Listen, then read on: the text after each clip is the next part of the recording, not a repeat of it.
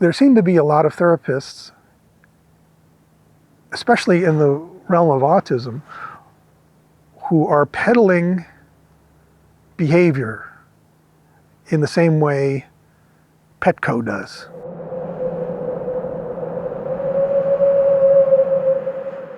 Out there, and you got to play the game by the rules to the extent that you can.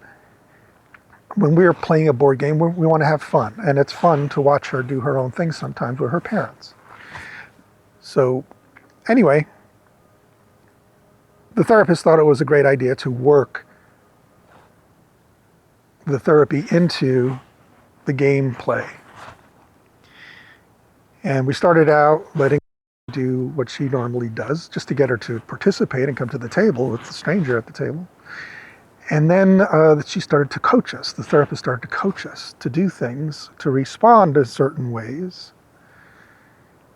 And that inserted her between us and our daughter in a way that became uncomfortable. Maybe if she had taken us aside, I guess she did a little bit, but she continued to insert herself into our dynamic, which just doesn't feel right. And she began, when our daughter would get out of sorts and start to escalate about not getting to do things the way that she was used to doing them, and not being able to do cute moves on the board, and not being able to take her turn ahead of her turn. We're not trying to teach her to jump in line or to not play, fair in life, but she started to coach us to ignore our daughter, and ignore our daughter when she got angry and left the table.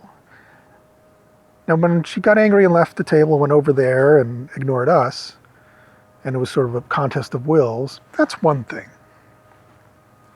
But at a certain point, she was getting really upset, and she could see what was going on, and she said, "You're siding with her against me, and I can see what you're doing. You think you're going to teach me how to behave properly by ignoring me?" And the therapist said, just don't answer her. And after a while, my daughter would, actually start to escalate and melt down and go up to her room. And she said, "Just leave her alone. Or if you have to go." At a certain point, it's reflex, right? You're a parent. I got up and went up there and to the therapist, not actually, but in my mind, and let my daughter unload a little bit and said, "All right, well, we're going to go back down, but this is, you're seeing how this is working. Great. That means this can work faster and better because you're seeing how you're supposed to react. All right, I'm trying to put things together, piece it back together so that it can be win-win. But that ain't how it works. The therapist got to win. That seems to be how it is. And it just seemed to be a process, long story short, it just seemed to be a process of breaking her down, breaking her will.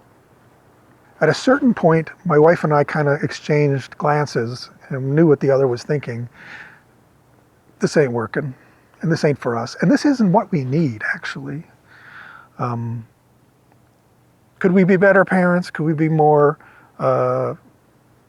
instill more discipline? Sure. But that's not what we hired her for.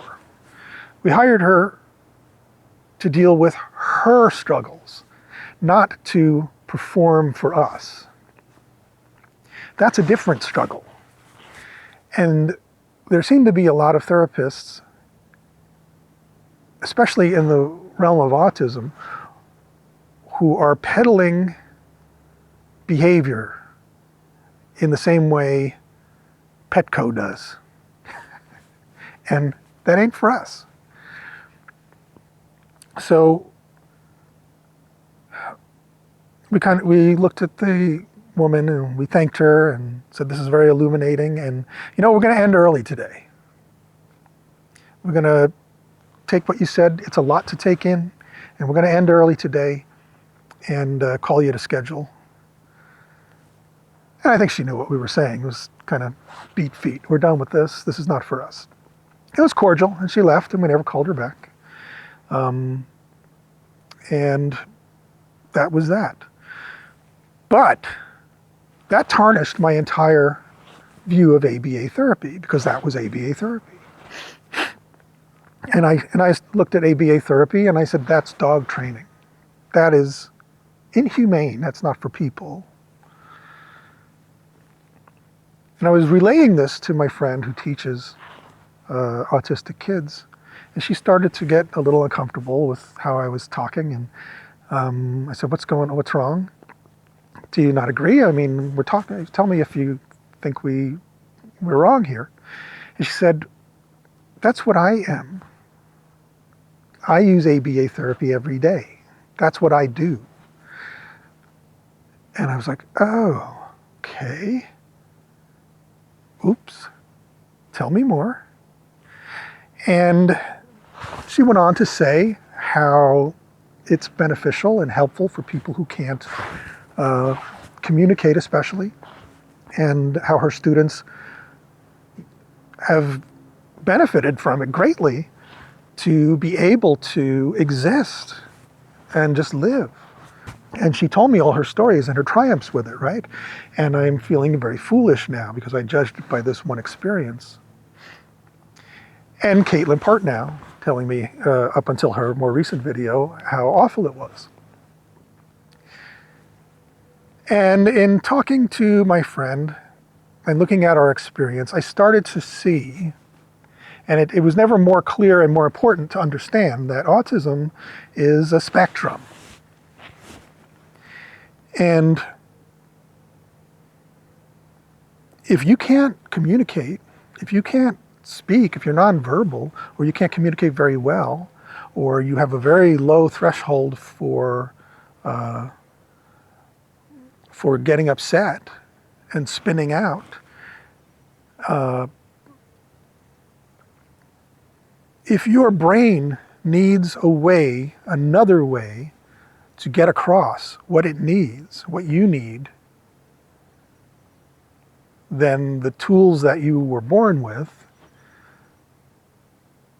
then ABA therapy is designed to help your brain get that across to the other people around you, so that you don't melt down, so that you don't become dysregulated.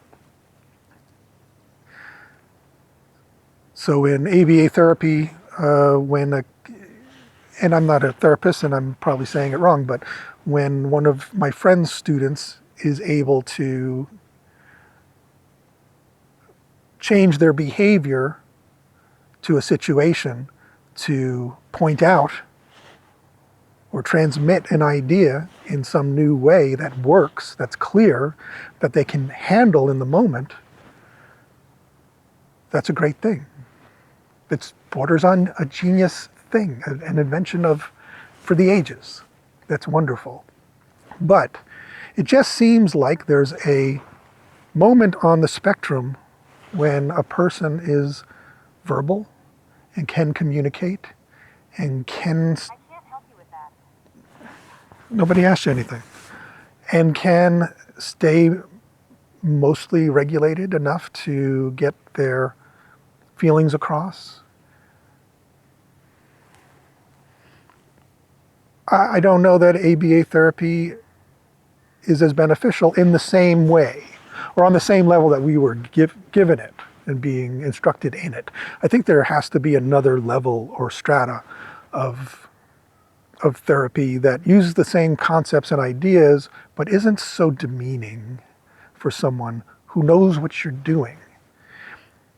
Because if you can't communicate and you know that someone is making you jump through all these hoops or ignoring the way that you're doing something until you do it the way that they're asking you to do it so that you can learn to communicate, you probably look at it, you might look at it from one point of view of, oh, thank you, now I can get this across, now I can get what I need. But if you can communicate and you can understand what's happening and you can, first and foremost, feel hurt by being ignored when you don't communicate the way that someone else wants you to, when your loved ones are trained to ignore you, when you're upset and just need someone, regardless of the reason. There's something wrong with that. There's something wrong with that. So for my money, and it was my money, so out the door you go. And my daughter has since grown up more, and I think the gap between her emotional age estimate and her age has narrowed somewhat, and she's gotten better medications and she's able to exist in the world a lot better.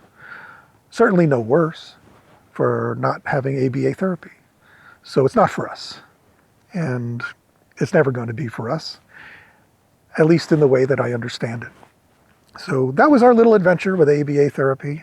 I know that was a long way around to tell you that, I think that it's probably very valuable for some folks and probably very hurtful for some families. So buyer beware.